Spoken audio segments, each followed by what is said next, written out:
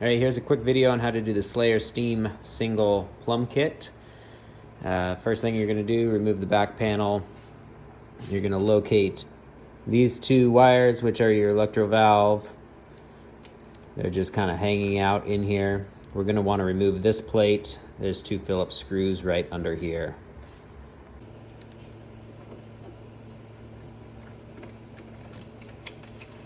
You're gonna wanna save these two screws that you pull out of here.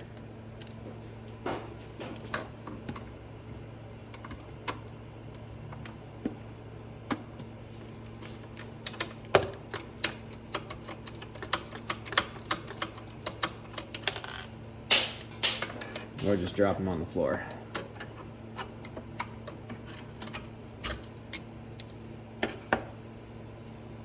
This is what you get in the plumb kit. This here is the inlet assembly components. We have the bracket that's going to replace the plate that is in the bottom of the steam single. We have our inlet valve, a check valve, a bit of tubing, a couple of screws for the electro valve. Other side is the drain assembly components. We have the bracket for the drain, a couple of thumb screws to connect to the bracket. Plate removed, we are going to get the bracket assembly prepared. Bracket's going to go here. Inlet assembly, you want to make sure that these tabs are to the back side of the bracket, and then with the two little screws attach.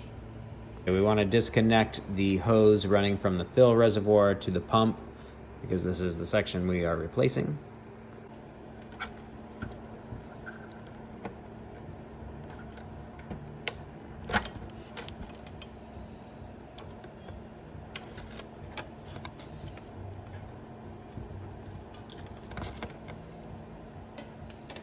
All right, we've removed that pipe. We also want to remove this check valve. We're gonna save this check valve.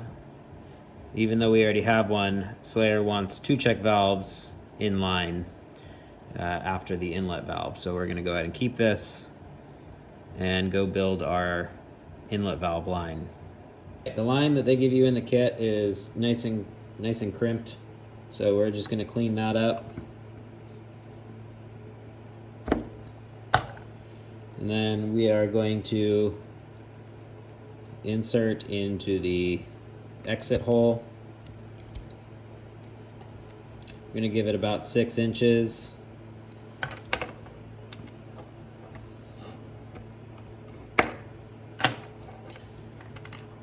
Grab our second one of these.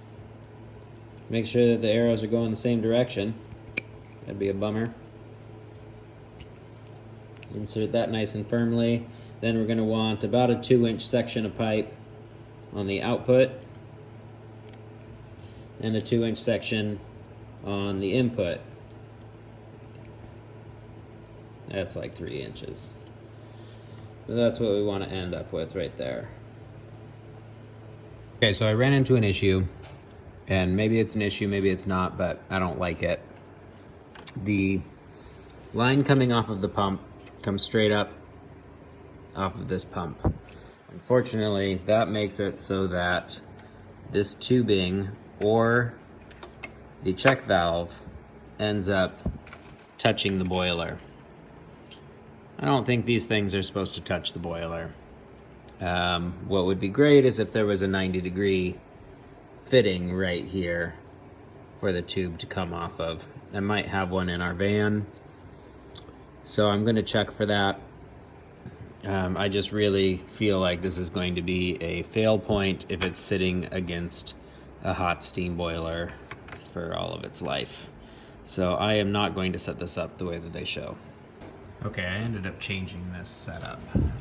With the pump, I put a 90-degree fitting here. I put this brass dude and then the 90-degree fitting because it had the straight up fitting. And this has a straight up fitting, which makes it so that your loop has to go and touch the boiler in here with either the Teflon tubing or these check valves. So I ended up putting in that 90 degrees so that I could do a much larger loop with my check valves and go back to the pump fitting. Doesn't touch the boiler. Next step is to get this bad boy on your valve. So this groove that they have here only fits this part of this pipe. So it may be a good idea to have a second one of these in stock in case you ever have issues. So we're going to drive that through under the wires.